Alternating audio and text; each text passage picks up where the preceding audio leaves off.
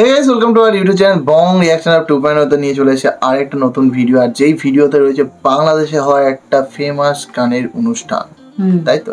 একদম গানের প্রতিযোগিতা বলা যেতে পারে, যেটা আমাদের ইন্ডিয়াতে হয়, খুবই হয়। আমরা দেখতামও ছোটবেলায়, বাট এখন আর দেখা হয় না। সারেগামাপা আরো অনেক কিছু আছে, তো হ্যাঁ দেখা হয় না। তেমনই একটা বাংলাদেশের প্রতিযোগিতা। তো চলো বেশি দেরি না করে গানের প্রতিযোগিতা দেখি।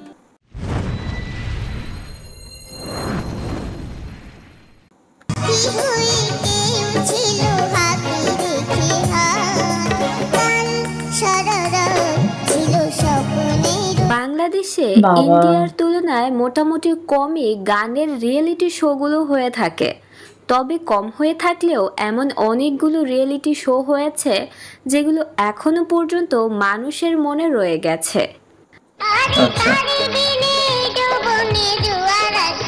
ছোট্ট বাচ্চারা হতো।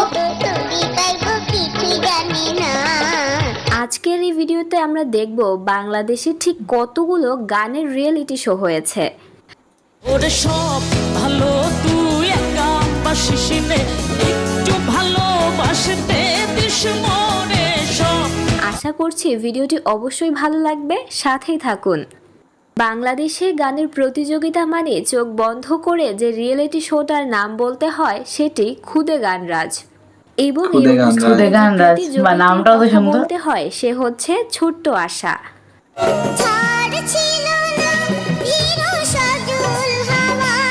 মাইকটাও ওর থেকে বড় হয়ে গেছে মনে হচ্ছে।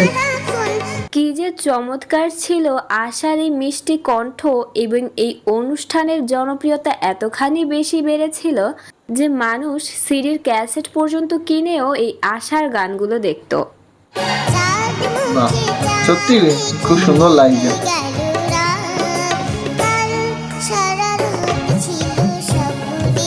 এবং চ্যানেল আই থেকে সম্প্রচারিত খুদে গান রাজ অনুষ্ঠানটি রাতারাতি দর্শক জনপ্রিয়তা পেয়েছিল।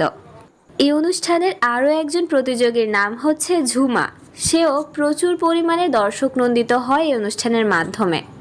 যাও পাখি বলো তরে, সে যেন ভুলে না মরে। এবং বর্তমানে কণ্ঠশিল্পী পড়শিও এই অনুষ্ঠানেরই একজন কণ্ঠশিল্পী ছিল। সেটা আমরা দেখেছি।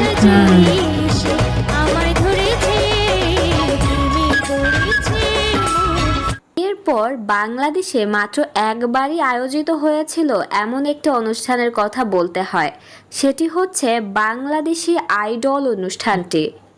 ইন্ডিয়ান আইডল হয়, ভাইরাল হয়েছিল যে প্রতিযোগিতাটি সে হচ্ছে মং।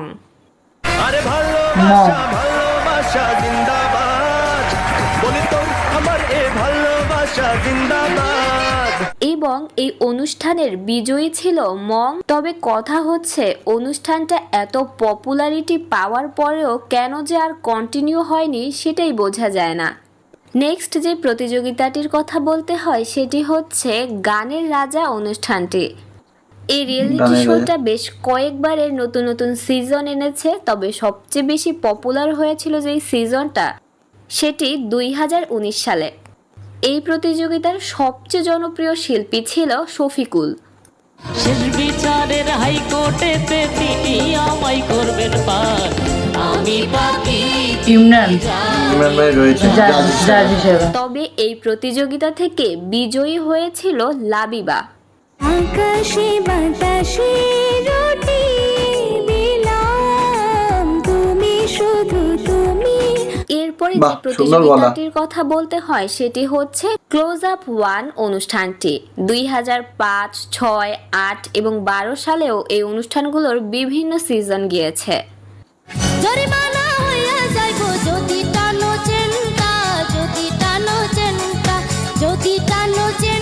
বাংলাদেশে আয়োজিত আরো একটি সিঙ্গার রিয়েলিটি শো হচ্ছে সেরা কণ্ঠ, যেখান থেকে উঠে আসা কণ্ঠশিল্পী হচ্ছে ইমরান এবং কোনাল।